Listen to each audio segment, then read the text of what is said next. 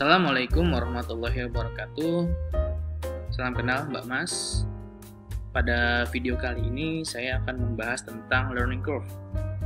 Apa sih itu learning curve? Langsung saja kita masuk ke materi yang akan saya sampaikan melalui slide. Ya, learning curve adalah kurva seorang pembelajar. Apa sih kurva seorang pembelajar itu? Jadi di sini kurva seorang pembelajar adalah bagaimana kita bisa mengetahui sesungguhnya kita ada di posisi mana sih ketika mempelajari sesuatu. Ya, kenalan dulu, nama saya Alma Gustian. Saya Chief Manager Officer di Warung Umat dan pernah bekerja di beberapa brand sebagai marketing officer juga. Kemudian saya lulusan di sekolah bisnis manajemen di Institut Teknologi Bandung.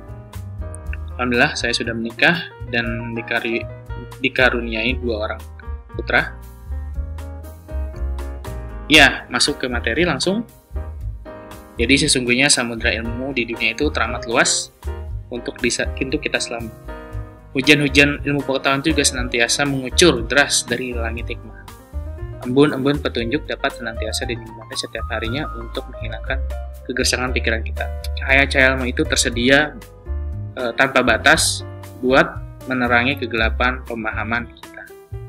Jadi samudra ilmu itu luas banget sehingga dia akan turun kepada orang-orang yang memang mencarinya seperti itu.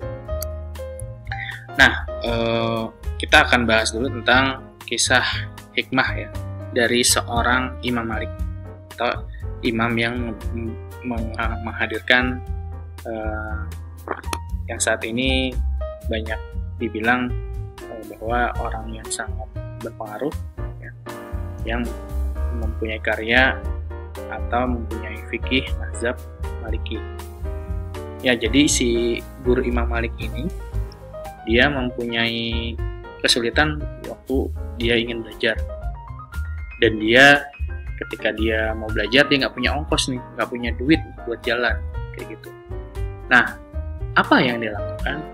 Dia naik ke atas genteng, lalu dia ambil genteng-genteng dia, genteng rumahnya, kemudian dijual genteng-gentengnya, genteng dijual demi untuk menuntut ilmu. Saking menghargainya ilmu dan dia sangat ingin untuk belajar itu. Nah, itu adalah kisah seorang yang ketika mau menggapai ilmu sedemikian rupa ya, ketika orang yang sangat belajar dan menghasilkan murid-murid seperti Imam Malik. Jadi alhamdulillah kita sangat dimudahkan di saat ini, sudah banyak medianya, kita bisa melalui YouTube, melalui video dan lain sebagainya, melalui teks ya, yang hanya kita bisa baca dari rumah. Nah, sebenarnya ketika kita belajar ada 3 zona yang harus kita lalui jika kita pertama kali menerima masalah atau pembelajaran tersebut.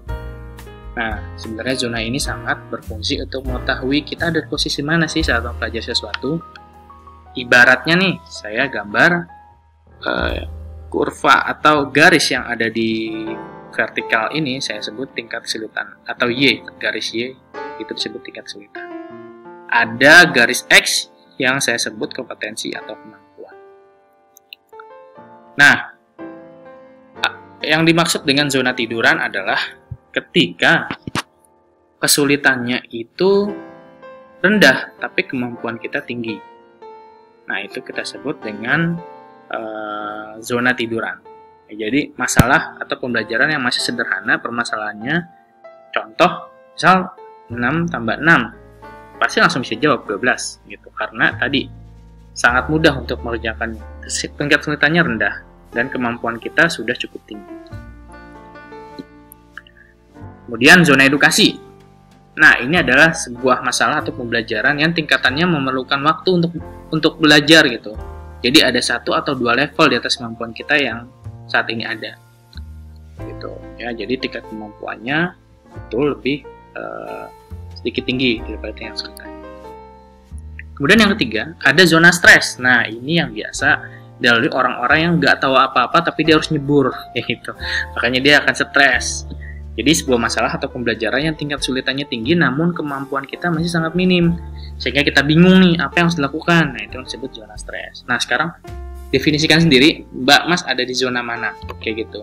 Ya, kalau misalnya masuk ke zona stres, berarti tingkat kesulitannya nggak mampu digapai gitu, bingung mulai dari mana. Atau yang ada di zona edukasi atau zona tiduran atau zona rebahan.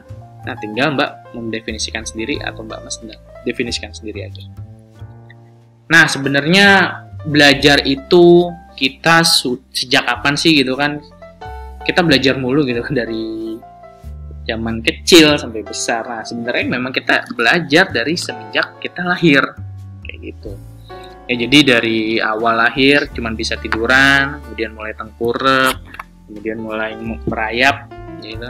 Setelah merayap kemudian mulai bisa duduk, setelah bisa duduk kemudian mulai pegangan, setelah pegangan mulai tengkurap sambil bisa jalan kayak gitu ya.